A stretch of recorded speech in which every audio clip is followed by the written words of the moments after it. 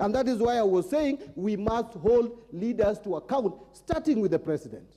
The president of the Republic of Kenya promised Kenyans publicly that in 2022-2023, we are going to cut the budget with 300 billion shillings. Where is the 300 billion shillings in this supplementary budget? Or when are you going to cut the budget with 300 billion? So, Honorable Kimani Ichung'wah, you can only mislead other people, not John Mbadi.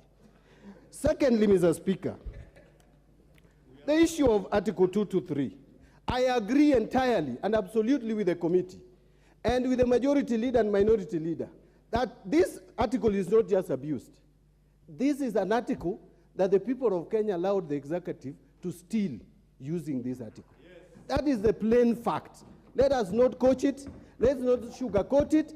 The executive has been stealing with this Article 223.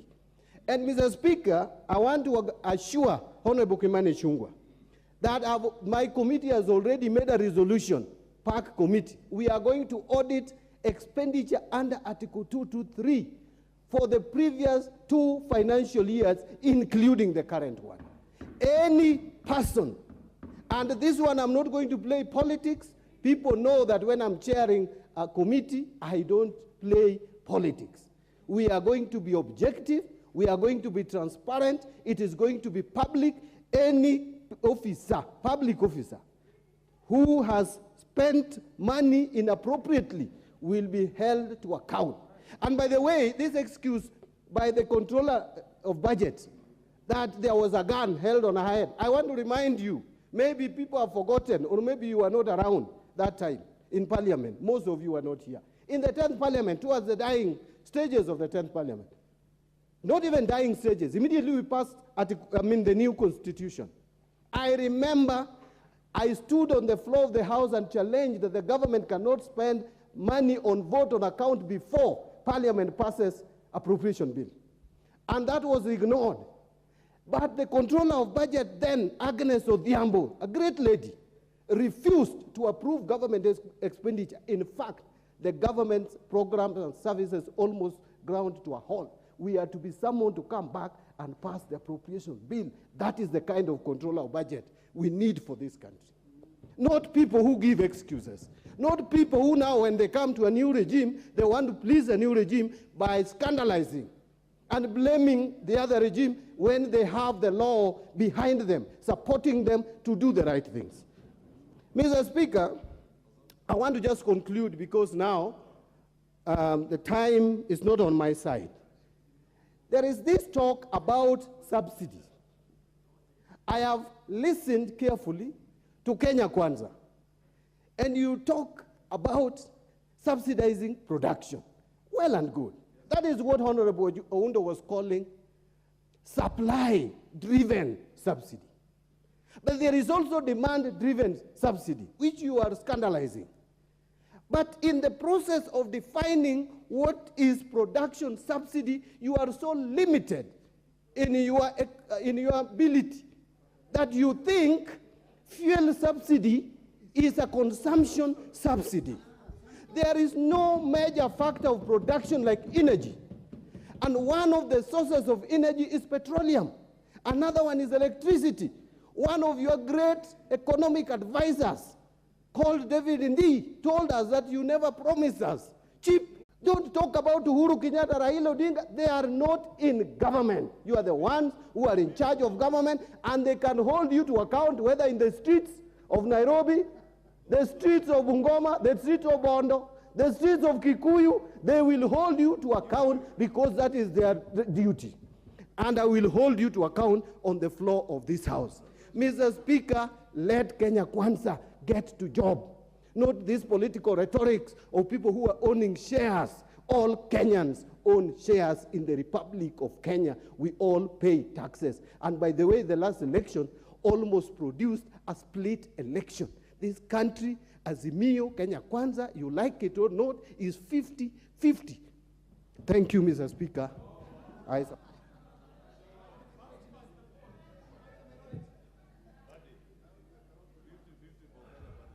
Order.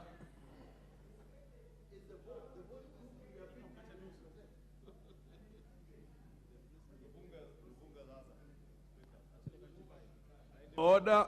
The Speaker cannot, on his own volition, stand up and put a question. Somebody has to demand. You people have... Yes, Owen. The Honorable Owen Baya. Yes, now that Honorable John Badi has brought down the curtains with that eloquent speech, Proceed. which is half facts, half truth, we would like to invoke standing order. May the mover be called upon to reply. Standing order 95, so that we call the mover to reply. Thank you very much. Honorable Member, I now propose the question that the mover be called upon to reply. As many of the opinion say aye. Aye. As many of the contrary opinion say nay. The ayes have it.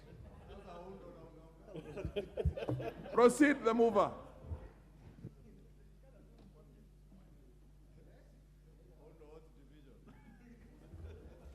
Thank you very much. Thank you very much, Mr. Speaker. I would request to know the minutes I have kindly.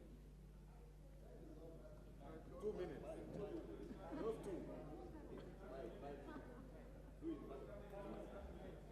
For replying.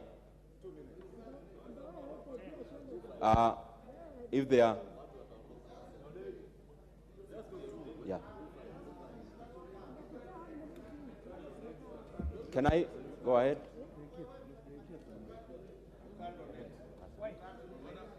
Honorable members, the standing orders are clear. Order. When the debate itself or the mover be called upon to reply, the question has been put prematurely outside the time frame that was set for it, then you cannot donate it. How many minutes? I don't, how many minutes? I don't know how much the rules have changed, but the last time I knew it was about 10 minutes. 10 minutes, I think. Okay, thank you very much, Mr. Speaker. 10 minutes. Thank you for that clarification. 10 minutes is the outer limit. If you want to take half a minute, it's up to you. Okay, I was asking that question on behalf of the many members who've been here. I had intended to donate, but practically it's not possible, Mr. Speaker. And therefore, orders, yes. I hope the members will understand. Honorable Moreu, Honorable Gong, Honorable Gekaria, and the rest, even Honorable Kagushia, had wished to say something around this topic. But Mr. Speaker, even before I reply, I really want to take this opportunity to thank the many members who have expressed their opinions in this matter. Mr. Speaker, as I sit here as the chairman of Budget and Appropriations Committee, I have to say that I was also in a learning experience. Every comment from the members, Mr. Speaker, I made sure that I take them to account. I actually have taken note of them in writing because I believe there is nothing a member of parliament says in vain. Mr. Speaker, from Honorable Opio, who is the minority leader, coming all the way even to the majority leader, coming to the chairman of PAC, coming to every other member, Mr. Speaker, their opinions are invaluable. Not to just me as a person, but also to the committee, because there is no perfection in this job. We keep on learning. And when we reach perfection, then we start to descend. And I don't think we are in that path of descending. Mr. Speaker, the issue of 223 has been very well emphasized by this, Mr. Speaker. In the Budget Committee, Honorable Badi has reinforced the same, that we cannot continue to operate as business as usual insofar as Article 223 is concerned. We share that opinion, and I request the honorable members that we not just take note of that, that we must do something to strengthen and to tighten especially how Article 223 the expenditure is made. Mr. Speaker, I listened to Dr. Oudo, and I want to make this clarification because we are doing a very objective process. And his sentiments were very straightforward and objective. And I'm just laying this fact on the table for the consumption of members. I agree on the many votes that have been increased in this supplementary budget. But Mr. Speaker, the backdrop of this, and especially citing the office of the president, which is a fact because the figures are there, is the fact that, Mr. Speaker, by the time we were having the new president in office, unfortunately, the budget for the office of the president, majority of it had already been spent. We need to provision enough money, Mr. Speaker, for now the current president to carry on the duties of the president, Mr. Speaker, without interruption. And therefore, Dr. Odo, honorable member, that is basically the fact, that most of the money had already been spent. We have a new president. We just needed to provide budget for the president to function. Secondly, Mr. Speaker, I want to make the issue, to comment about the issue of CDF. Whereas we have provisioned the arrears of 12 million that is pending, Mr. Speaker, we have gone ahead that even through the process of supplementary, we have been in contact with the Treasury. And I want to inform all the members here that currently by yesterday, actually by Friday, 14 billion Kenya shillings had already been remitted to the board. And by the end of this week, our respective constituency accounts should have not less than 45 million shillings to be able to carry on with our CDF issues, and especially the bursary that has been pending for quite some time. Mr. Speaker, I want to address the issue of 300 billion cuts. And I want to just reinforce the point from the majority leader. Whereas we have listened with respect the submissions of the chairman, the PAC chairman. Mr. Speaker, the fact of the matter is that we succeeded in cutting the 300 billion Kenya shillings. Unfortunately, Mr. Speaker, the same money, the bulk of that money had actually already been spent. And therefore, Mr. Speaker, even after succeeding in cutting the amount, Mr. Speaker, we had to take care of the money that had already been spent. Mr. Speaker, the other fact is that we have also realigned. We had the old regime, we have the new administration. Part of the Article 223, issues that could not wait up to June, which are already now included, and the fact that now there is there are additions in terms of now subtracting from the 300 billion. We already now have the Hustler Fund, Mr. Speaker. That is money that ordinarily would have added on the budget, but now it has come earlier, Mr. Speaker. There is other issues like fertilizer. There are other very critical issues like the employment of teachers, like the capitation of CBC. All these had to be taken care of, Mr. Speaker, because we are not strictly operating on a straitjacket. We live ordinary lives. And because we are Kenyans representatives, we also had to align with what the Kenyan people expect of us currently. Mr. Speaker, I want to take this opportunity to really thank all the members, and especially members of the Budget and Appropriations Committee. We burnt midnight oil. I also want to thank the members of all the departmental committees who worked on very strict numbers, Mr. Speaker, and within very constrained physical space to deliver these supplementary estimates. Mr. Speaker, I thank all the members who have contributed and the many who have stayed up to late, Mr. Speaker, to see to it that we pass this motion so that we continue with the other issues that are pending for Kenyans to access this money through service delivery. Thank you, Mr. Speaker, and I seek to reply.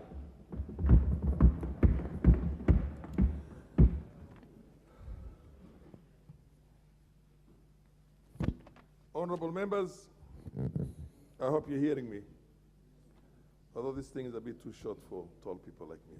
Honorable members, I now put the question that this House adopts the report of the Budget and Appropriations Committee on the first supplementary estimates for the financial year 2022-2023, laid on the table of the House on Tuesday, February the 28th, 2022, and pursuant to the provisions of Article 223 of the Constitution and Standing Order number 243. 1. Roman 1. Approves the adjustments made with respect to votes 1066, 1071, 1091, 1094, 1109, 1152, 1166, 1169, and 1311. Roman 2.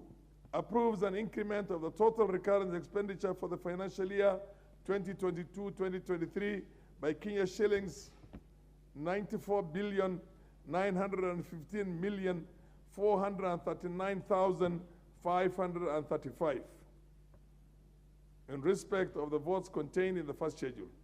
Roman 3. Approves a reduction of the total capital expenditure for financial year 2022-2023 by Kenya shillings 97,290,537,771 in respect of the votes contained in the first schedule. Roman 4 approves an overall reduction in the total budget for the financial year 2022-2023 by Kenya shillings 2,375,096,236 in respect of the votes contained in the first schedule.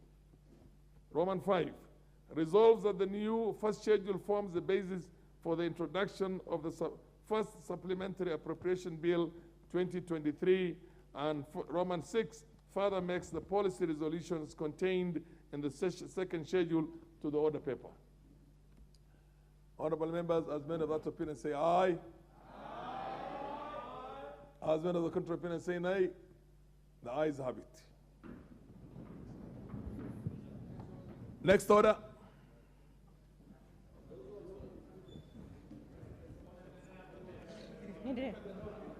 Order number 9, motion. General debate on the proposal to Parliament to consider amending the Constitution and the standing orders.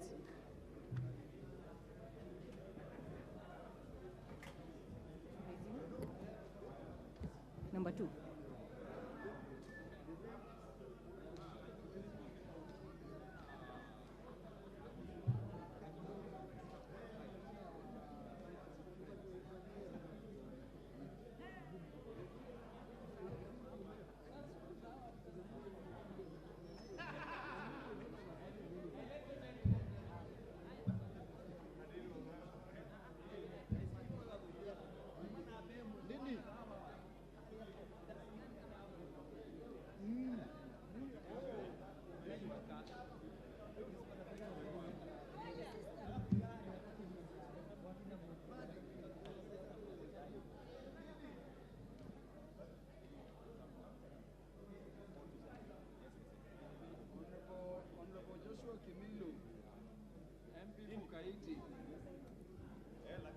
Honorable John Waluke, MP for Sirisia.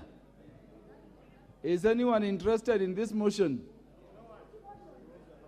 No one is interested in the motion. How can that come from Honorable Oundo of all people? Honorable Oundo, you had spoken to the motion. Honorable Nyamita, you want to say something to the motion? None at all.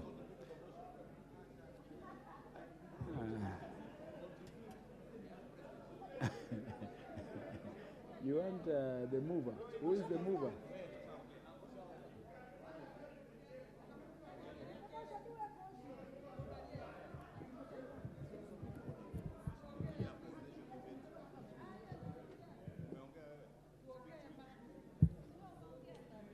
Honorable Wakili Muriu, MP for Gatanga. You want to contribute, Senior Counsel? Or you had contributed before? The memorandum by the President on the various constitutional amendments.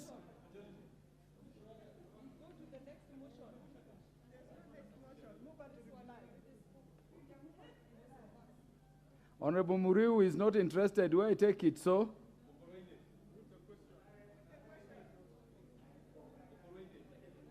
Honorable Muriu, are you contributing to the motion on the memorandum by the President to the House to consider various constitutional amendments?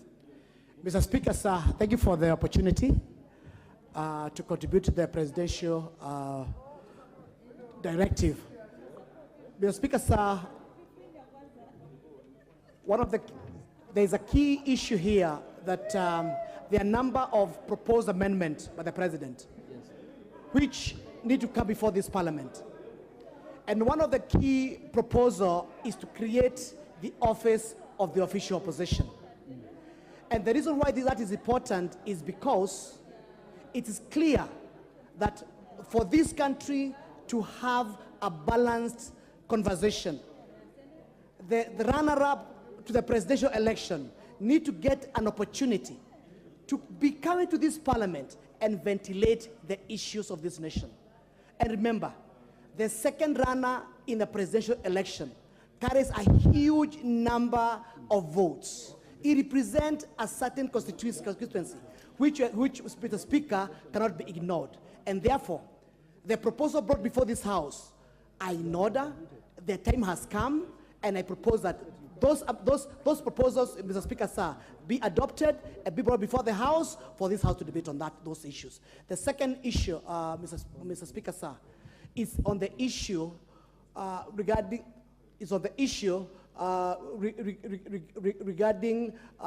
the Ncdf. Mr. Speaker, sir, if there is funds in this country which has transformed this country, Ncdf funds.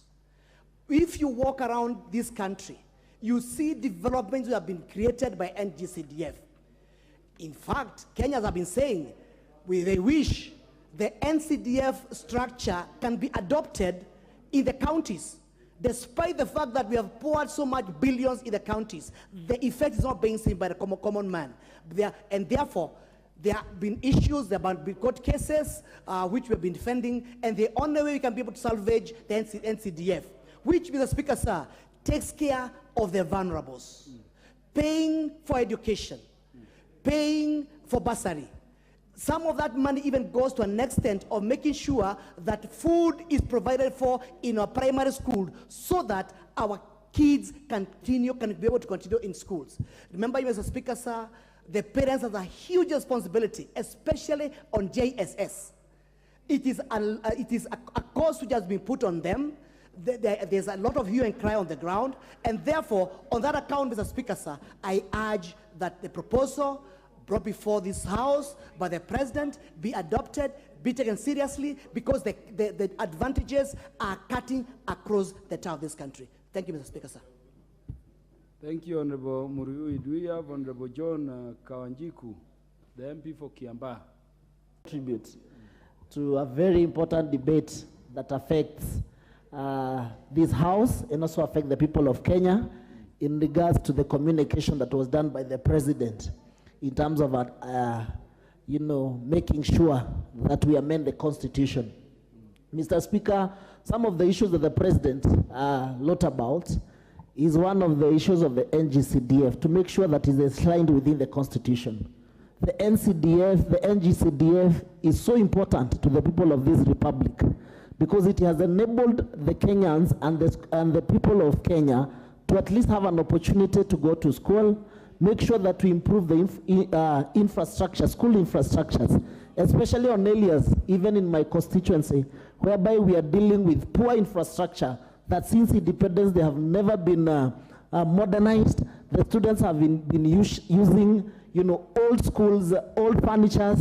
This NGCDF has enabled us to modernize our schools, make sure that we give bursaries to the people and to the people of Kiambaa constituency, and also making sure at the end of the day that we have kept our students and our students in the school so that they can have an opportunity to be educated and to make sure that we eradicate poverty in our constituency, Mr. Speaker. The other issue that the President wrote about is about making sure that the office of the official opposition is enshrined within the Constitution so that we can give an opportunity and a job to the leader of opposition. We have seen him loitering around within the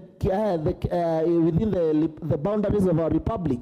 So if we make sure that this office is enshrined within the Constitution, at the end of the day, we'll have a duty and a role to pray, to make sure that he checks the executive, to make sure that each and everything that the executive is doing is being monitored. And we don't want him to just be loitering without an office. It is important to have a budget so that he can be able to audit and check the government of the day and the performance of the government of the day, so that also the government of the day can be able to put more effort on issue-based things that are actually enabling and helping the Kenyan citizens to make sure that their life is better than the way it is. Mr. Speaker, some of these communication, they are very, very important. We make sure that the office of the opposition, that even if any person participates in an election and is able to win an election and is able to become number 2 or become the leader of opposition, he will help to guard and also to protect the interest of the Kenyans across the board, Mr. Speaker. Therefore, we are supporting the amendment of this constitution, Mr. Speaker, and we make sure that some of these things we will not be able to deal with. The same case we have seen with the issue of 2 to 3, Mr. Speaker, that the government exaggerate the usage and misuse of 2 to 3 because there is no official leader of opposition who is checking the government and the performance of the government of the day. Therefore, Mr. Speaker, I'm in support that we should amend the constitution and make sure that some of those things that the president have laced, we have been able to put them within the constitution for future references, Mr. Speaker. I therefore support the motion. Thank you. Thank you, Honorable John Kagushia, the MP from Kurueni. Make your contributions. Honorable Speaker, I want to thank you for this opportunity, and I would like to support the proposals by His Excellency the President in bringing the amendments to this House. And of course, one of the amendments that we have is in regard to the official of opposition leader. And this position, Honorable Speaker, the reason why I support is because this is going to be for posterity. It's going to help our nation to bring the official opposition leader in the House so that any person who occupies that position is able to make contribution which is meaningful to the country, is able to contribute and also add his ideas and his agenda as an alternative government, and those proposals and policies that are proposed by the official of opposition can actually be adopted by government and also be implemented. It is unfair that the official of opposition leader finds himself in a way that he incites the public in the public rallies, in demos, in maandamanos, in the streets, in a way to urge Kenyans to engage in illegal activities to help him be able to get what he argues he did not get when the election was conducted and when the election was completed last year. It is important that instead we bring this leader to the House and have him make his arguments formally and in a way that can be interrogated also. Because, you know, there's nobody who can interrogate you there in the public rallies. There's nobody who will be able to ask you questions as to why you have that stand or that belief or that persuasion and why you're inciting the public. Instead, it's important that those persuasions that the official opposition party does have are brought to the people in a formal way, in a way that they can be interrogated. Mr. Speaker. Honorable Kagucha, I'll give you 2 more minutes. Thank you, Mr. Speaker. You sound more knowledgeable. I wanted you, before you go to the next point, to explain to people how you can bring the leader of the official opposition to a parliament in a presidential system where there is no opposition. Honorable Speaker. Just elaborate that so that Parliament can proceed. Honorable Speaker, the reason why we are in this assembly is to legislate. And one of the things that we intend to do is to legislate as per the proposals that His Excellency the President has brought to the House on how we can make this position formal and how we'll make this position availed to Kenyans for posterity. So, Honorable Speaker, the question that you have raised is an important question, which we are going to be deliberating and debating and engaging on so that we can be able to look at our constitution, because we are actually reviewing or we are looking at our constitution so that we can see how we can now be able to bring provisions that are going to allow exactly what you have asked for, so that you can have the official position formally in this assembly. So, Honorable Speaker, our work is to legislate, and we are going to do exactly that so that we can be able to bring and to make this possible.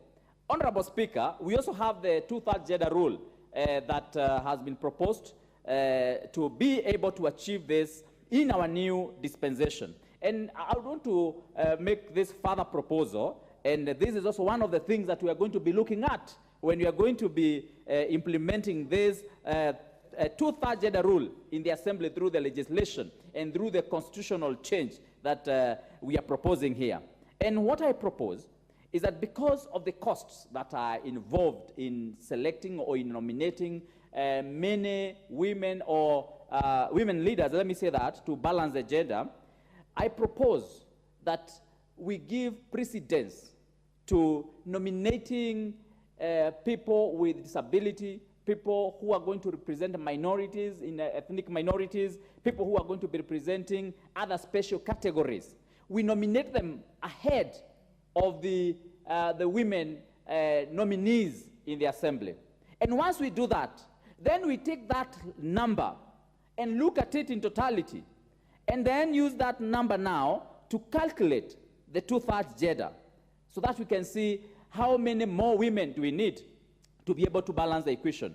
And in a situation where we have more women in the parliament, then how many more men do we need to be able to balance the equation? And that way we are going to reduce the number of men or women who are going to be nominated in this assembly, so that we are also sensitive to the costs that are involved. Honorable Speaker, you are aware that we have been debating the supplementary budget in this assembly this afternoon. And of course, one of the major concerns of any Kenyan anywhere is the cost of running government. The recurrent budget of this government, of course, of government, as it has been for quite some time, has been way beyond what Kenyans can be able to manage. And for that reason, then, we need to look for ways and means of ensuring that as much as practically possible, we have reduced the number of nominated seats in the National Assembly. And that's why I propose, when we are looking at this two-thirds gender rule, we must then, first of all, nominate all those other positions, and then use that number to calculate the final number that is going to help us understand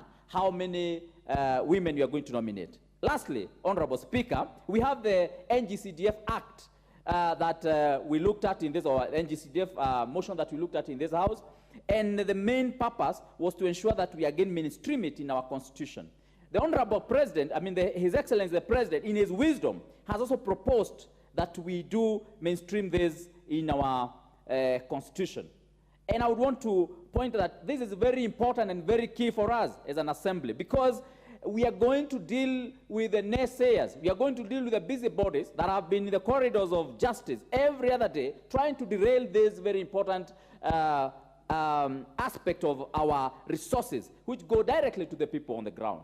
And I'm sure if the people on the ground were asked to vote on NGCDF, you will find that every other common man, every other person who depends on the bursary that they receive from the NGCDF would be voting with the members of parliament on this. But some people, busybodies, have shown like the members of parliament have been pursuing the NGCDF for their own benefit. But that is not the case. This is for the case and for the benefit of the common mwananchi in the Republic of Kenya. And so, Honorable Speaker, what I propose is that not only do we entrench the NGCDF in our Constitution, but we also enhance the mandate. You realize that we have been looking at the education, we have been looking at the security issues, but now we also need to enhance this mandate for the NGCDF much more, so that we can be able to help in other smaller issues that trouble our people in the villages. Look, for example, on the issues of irrigation water. NGCDF earlier on was able to address some of those small small dams and intakes that would help small irrigation schemes that then would help the villages to irrigate their land. Unfortunately, after the mandate was removed from the NGCDF and given to the counties, most of those have been abandoned, have been forgotten, and have not been taken care of over the years. And so I would ask that as we are looking at this, let us enhance the mandate of NGCDF so that we can be able to do much more in addressing the things that are concerning our people. And of course, Honorable Speaker, what you realize is that by us doing this, we are going to be helping our people on the ground to have a larger benefit of government in terms of what they're able to do, especially when they're able to educate their children, and of course, be able to do many other things in the villages, and as we pursue this aspect of constitutional review. Thank you, Honorable Speaker. I can see my time is over. I want to thank you for this opportunity. Thank you, Mr. Speaker. Thank you very much. The MP for Ainamoi, the Honorable Ambassador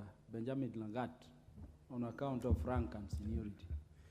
Thank you, Mr. Speaker, for giving me this opportunity to add my voice to this debate. Mr. Speaker, I think this is one of those motions which are open-ended, Mr. Speaker. Mr. Speaker, I served in this House in the 10th Parliament in the old Constitution. Mr. Speaker, I'm proud that I was part of those who was part of the process of making the new Constitution. Mr. Speaker, at the time when the draft was released in 2010, there was the No team who was saying we must amend the draft first so that we pass it as a good constitution. And there were those who were saying, Mr. Speaker, let us pass the draft as it is and then go ahead and amend to correct the mistakes which are there. Mr. Speaker, led by the current president then, we made a very strong move, although the constitution finally passed, but we made our point, Mr. Speaker, that there are some few things that needs to be corrected in that constitution, Mr. Speaker. Mr. Speaker, 10 years or more than 10 years down the line, I'm happy that this debate is coming up, and I think there cannot be any other better time than this time, Mr. Speaker, because we have actually been implementing the Constitution over the last 10 years. We have seen its strengths, Mr. Speaker. We have seen its weaknesses, Mr. Speaker. And I believe, and I want to thank the President for being bold enough to say, can we relook at the Constitution now? What I'm seeing only that, Mr. Speaker, is that the President has limited the recommendations to 3 or 4 items. But I think as a House, Mr. Speaker, I think we should be broader and look at the Constitution in their entirety to see whether do we propose the 3 amendments, do we look at the other side of the Constitution amendments, Mr. Speaker. Mr. Speaker, I heard you talking about how do we bring in the opposition leader in a presidential system. But is it also time, Mr. Speaker, we ask ourselves, can we change the system of government so that we go parliamentary, where government is in parliament, where government is inside the House being questioned by the representatives of the people? Mr. Speaker, I said I served in the 10th Parliament, and I can say that was then a very good parliament, because if you wanted the Vice President, he was seated right here. If you wanted the Prime Minister, he was seated here. Even the member over there then, Mr. Speaker, the President, some days he would come to Parliament to sit as a member over there. So, Mr. Speaker, maybe it's time we broaden the discussion to see whether we can check other sections of the Constitution that require a closer check, that require amendments, because the Constitution is a Kenyan creature. It's created by Kenyans, and we can recreate it many times, Mr. Speaker.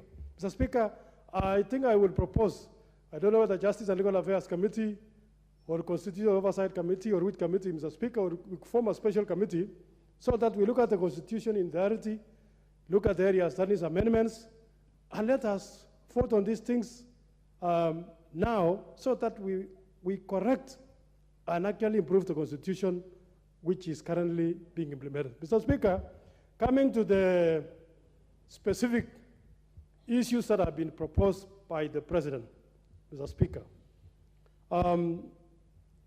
we are in a situation where the winner takes it all, Mr. Speaker, especially in the presidential election. Mr. Speaker, I do not see a reason why somebody who has gotten 10 million votes, 10 million votes, does not have anything to do with the Republic.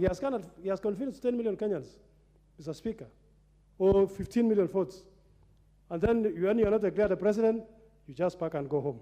I think the proposal to create some work for the runners-up in the election, Mr. Speaker, I support, and we must support for posterity.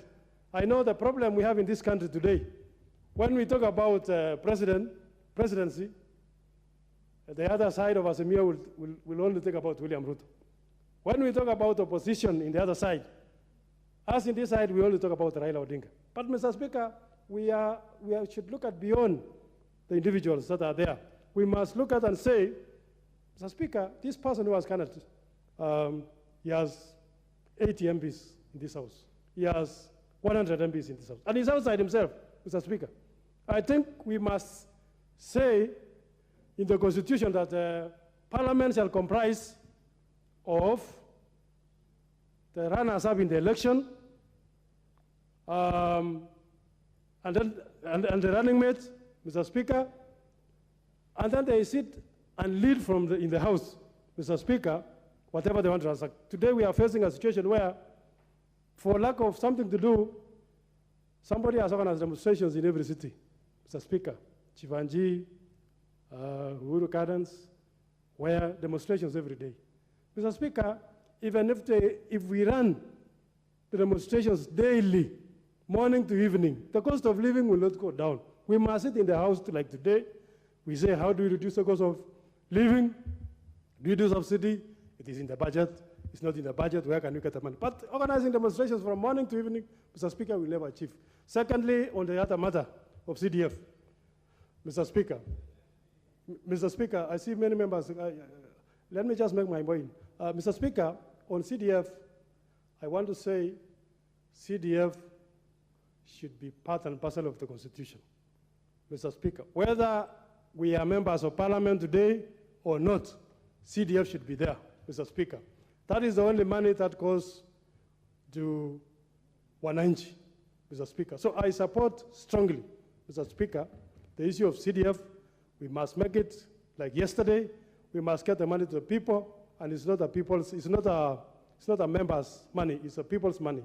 Mr. Speaker, because of the pressure from my colleagues, I want to end there and say we need to talk about these things broadly, look at areas that needs improvements in the Constitution widely, and add to what the President has proposed. Mr. Speaker, I support the motion. Thank you. Honorable Beatrice Kemei, the Member of Parliament for Kericho? Not there. In fact, I'm told she had contributed. So get out of the list. Let us have Honorable Charity Katambi, the MP for Njoro. And just address the issue of gender. The others have been addressed sufficiently. Thank you so much. Even before I start, Mr. Speaker, sir, they are telling me 2 minutes. Let me start by thanking you for giving me these opportunities. Most of us, we have sat here from noon. We were expecting even to contribute, but we could not get a chance. For now, let me just support the proposal which has arrived in this House in relation with amendment of the Constitution. And it has a lot of interest. That way we are supporting it with a lot of passion. When the issues of 2/3 gender rule, the Ncdf to be anchored in the law, the opposition to have an office, and also the matters of the affirmative funds, it's of very much interest in this country. Mr. Speaker, sir, allow me to say the 2/3 gender rule has been a talk for very many years. And most of the times when it has come in this House, even you colleagues as members of Parliament male, you have always run away when it comes to that gender rule. Therefore, Mr. Speaker, sir, the confusion and the culture which people think that it's only women who can be vulnerable in this country permanently, I think it might be wrong. Some years to come, it will be turning to be opposite. Therefore, I will be proposing that we all support the proposal of this amendment, because we are going to sort once and for all the matters of 2/3 gender rule in this House. Why do I support the creation of the opposition office? It is because, the way most of my colleagues have said, when the winner wins, the opposition goes home, even with big percentage. We don't want to see today. We want to see many years to come from today. Therefore, even having the office of the opposition, it would be very good to solve very many, even nasty things going in this country. At this century, Speaker, we would be very happy to see when people are sitting in the office, thinking positive and also taking a positive action, instead of every day waking and going for just demonstrations in the road. Therefore, I support that creation of that office, and with a lot of support when it comes to the Ncdf. Mr. Speaker, sir, I have been re-elected once again in Njoro constituency in Nakuru County, because when I was elected in 2017, I made a pure decision that I will utilize my funds for CDF very well. And I would like to testify, and I was very happy when one of the colleagues said, we have gotten a lot of challenge when it comes to very many busy bodies just being against the CDF. Therefore, it will be a very good platform for us to support the NGCDF to be anchored in the law well. Because if you come in my constituency, which is Njoro constituency, I have over 100 projects constructed for schools. In my first term, I purchased 7 school buses, which had never been seen previously. It is still with CDF, I have managed to construct so many administration offices for the chiefs, for the DCC, security offices, for my officers, and I'm continuing.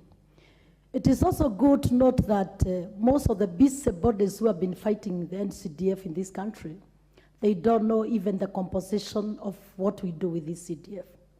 And it is on that platform, Mr. Speaker, I would also say climate change, which has become real and it has affected all of us.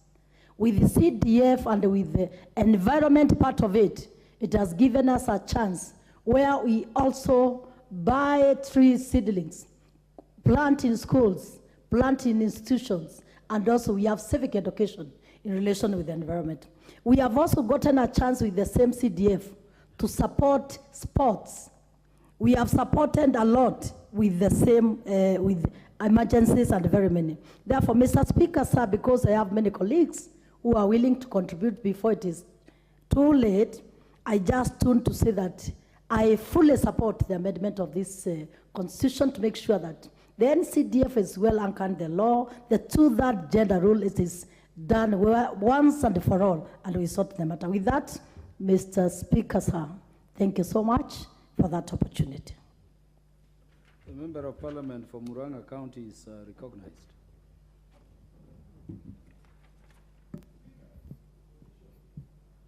Thank you. Thank you, Mr. Speaker, for giving me that opportunity. Do we have any lawyer in the House? Any other? The lawyer will speak So after me. as the Member of Parliament for Murang'a contributes, I want you to begin looking at Article 38 so that you can enrich the House on it when you get your chance. Proceed. Thank you, Mr. Speaker, for giving me this chance. I stand to support the proposal by His Excellency the President. And Mr. Speaker, as I start, you realize that the opposition have requested to be given an opportunity to speak because they really need to be felt and their presence needs to be felt. We have no time. Out of order.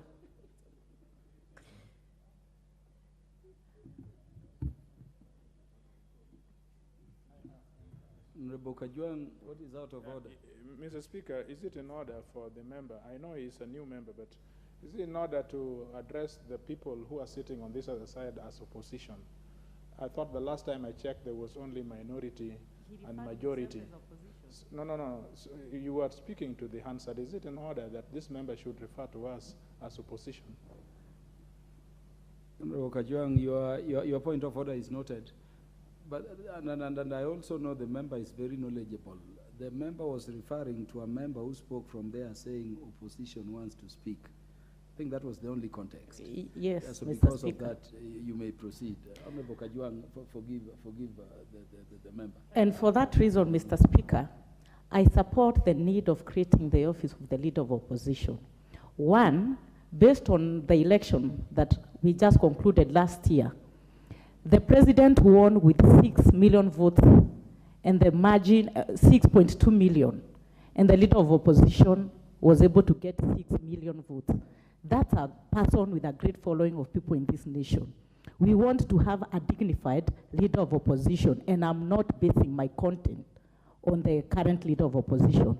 I propose that we should be a house that will be making rules and making laws that will favor us when we're in leadership and when we are out of leadership. When I talk about the office of the Leader of Opposition, it is ensuring that he's even supported with cars to enhance his mobility. Whether he wants to go for maandamano or whether he wants to go for meetings, we really need to enhance his mobility, create an office of the Leader of Opposition, and create a budget to support his undertaking and his work. I will not speak about the 2-third gender rule, but I will also speak about the cabinet secretaries presenting themselves to the House. One of the role of Parliament is oversight, and it is good when they come to the floor of the House, we oversight them by asking questions. I really need to stop at that point, Mr. Speaker, because I see there are very many people who really want to support that the Leader of Opposition need an office in this nation. You stand corrected. There is no position in this House currently, Honorable Betty Maina. Honorable Joshua Kimilu has been up the list of requests for very long. Is recognized. Kimilu, you don't have to spend the entire 10 minutes. Have a bite on something. Thank you, Speaker, for your guidelines.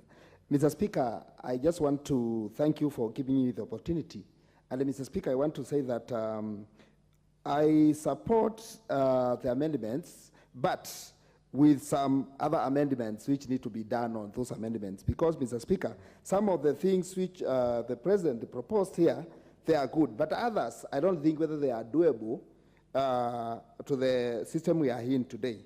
About Ncdf, I'm very much happy about it because I got it into the law. It will make a lot of sense because through Ncdf, we have taken some students to schools. People have changed their living standard through the Ncdf. We have built schools, buying school buses, and Ncdf have done a lot to this country, Mr. Speaker. But, Mr. Speaker, also, there are other things like GAF, Mr. Speaker.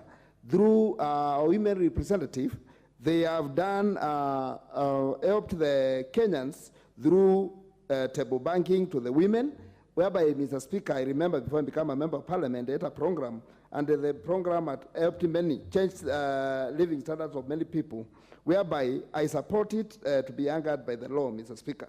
For the office of the opposition leader, Mr. Speaker, it is true, Mr. Speaker, because sometimes you get that after election that the other side of those who don't make it, Mr. Speaker, the leaders are following. And for him to be outside, to go home just like that, Mr. Speaker, I think it's a challenge. But, Mr. Speaker, I don't know the way how we are going to do it without going for a referendum, Mr. Speaker. So I think some of the proposals here need a referendum, Mr. Speaker. And, Mr. Speaker, if you go through some of the amendments which were proposed by the President, they make a lot of sense, and they are very important.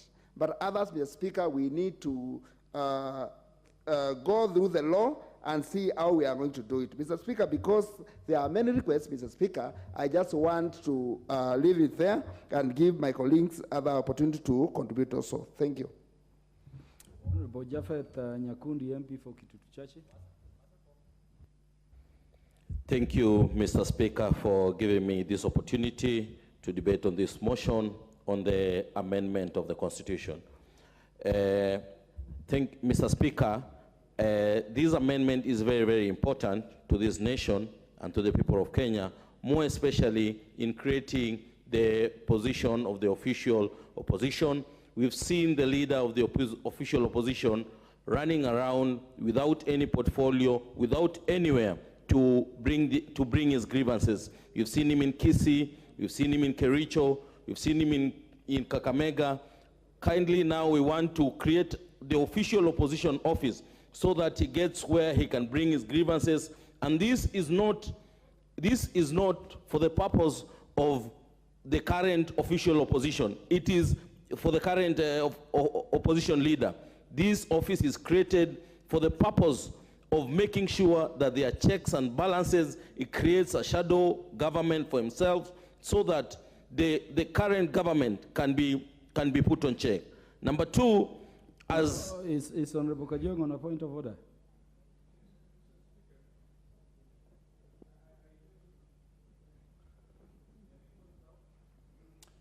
You know, on my rank and seniority, I don't rise on spurious issues, but members from this side of the House, on the right hand of the Speaker, keeps on speaking about this leader of opposition.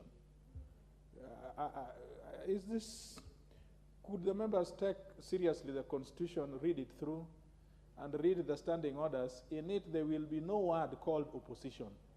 The word opposition, that nomenclature, is not there. Is it in order that members speak this word in the Hansard every time as though there is somebody called leader of opposition? Or is that not misleading the House, a matter of fact? Honorable Japhet Nyakundi, this opposition you are talking about is which one? The one you are proposing, Mr. Speaker, sir. Let me go to the second point on the Ncdf.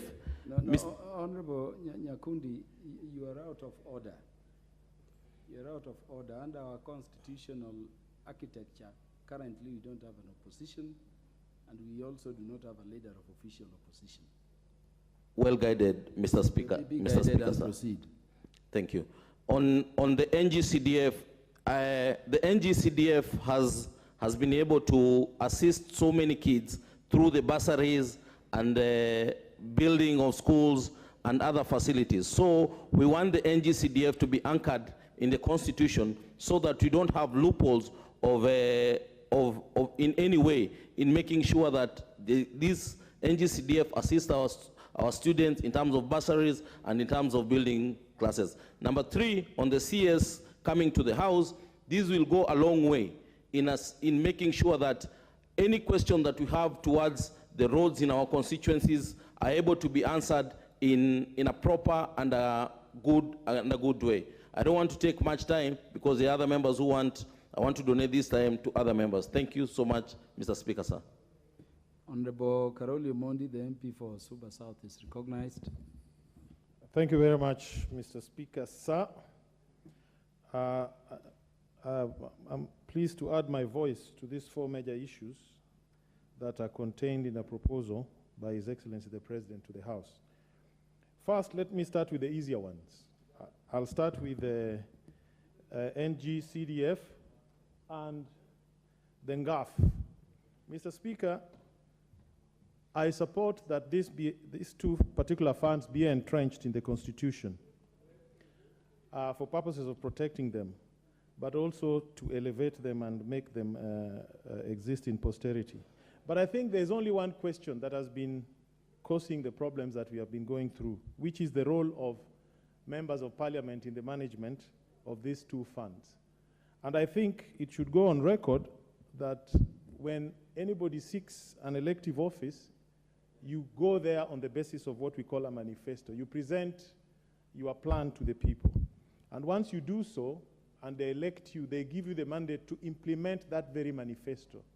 That is the basis upon which leaders are given the power to exercise control of budgets, control of selecting programs, and control of deciding on what should be implemented and what is a priority. So I think that is the issue we should really look into. Yeah, the issue of mandate based on the manifestos that you get when you seek elective post. On gender parity, Mr. Speaker, I think the calculation should be 290 as opposed to 290 plus 47 plus. I think you cannot exercise affirmative action on affirmative number, which is the 47, yeah, members of parliament who are elected as affirmative action. So I think we should be calculating the deficit of the female members of parliament on the basis of the 290, which if you take 1/3 of 290, then you have 87. And then we should deduct the 47, which are already guaranteed, which leaves us with 40 seats. That is the number that we should be looking for at every election cycle. And then we have 12 nominated members of parliament. I think as a matter of rule, those should be preserved on a priority basis for female candidates, especially those who have ran and become number 2 in their respective roles. That is what the political parties should do. And I don't think the political parties should have a big problem with this, because after all, they are private members' clubs, but which are funded by public funds. So they should be compelled to take certain actions. Private members, I mean, political parties are no different from Nairobi Club or from Gor Mahia Football Club. But in our case, they get funding from the exchequer. That, if you add the 12, then the shortfall would be about 28. And again here, my view is that this 28 should be secured by political parties being required to issue direct nominations to 28 women on a prorated basis, depending on the strength of the parties, direct tickets to females in safe seats. That's how they do it in other jurisdictions. They are safe seats. Every party knows where the safe seats are. So in their nomination process, at least that number 28 should be prorated among political parties, and each should nominate women for elective contest in their safe seats. Now, let me go to the difficult ones. Mr. Speaker, on the CSs coming into Parliament, I think we are having a lot of confusion understanding what political systems we have.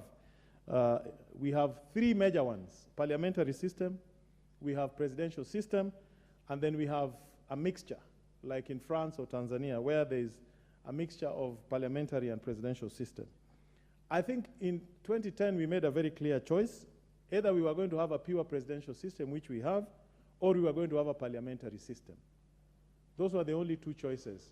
The mixed mongrel that we had was the earlier Kilifi draft, which was not what we had in 2010. So in a parliamentary system, members of government come from parliament, but in a presidential system, they don't. And members of the executive, ministers, have no business coming to the House and being members and being on this floor. They should appear in committees where they should be interrogated. And if any member has a question for a cabinet secretary, you should appear there whether you are a member of that committee or not, as amicus, and interrogate that particular member of parliament. So I think the solution is in strengthening the rules of how committees function relative to ministers coming to answer questions when summoned by parliament, but not necessarily inviting them to be members. I think this will weaken the role of committee chairs. So I don't support that. Secondly, the leader of opposition is a misnomer. Since there is no opposition, we cannot have a leader of opposition in this house, since there is no opposition itself. Yeah, we can only have leader of majority, or we can only have leader of minority. And again, as I said, there's a constitutional logic. There's what the French call raison d'etre. For all these systems, there's a reason, there's a logic from beginning to end. What we are trying to do is to cut and paste things. Yeah, and we are still suffering from the British hangover of the British parliamentary system, which is not what we should be discussing now. So we make a choice, as the Honorable Member Lagata said. Either we go back to parliamentary system and make it pure like in the British system, or we have a pure parliamentary system like what we have here, which is the American system. And I'm very suspicious when you want to institutionalize the role of leader of opposition. I see it being created as a preserve of some communities, and I'm very reluctant to support that. Yeah, I don't support that. So there's a very simple solution. In America, if you vie for elections and you lose even by 1 vote. Karoli Omondi, which community are you reading through this position? I will only say certain communities have held the opposition role for a very long time. Others have not. Mr. Speaker, my reading of it is that we should What is out of order, Honorable Jessica Mbalu?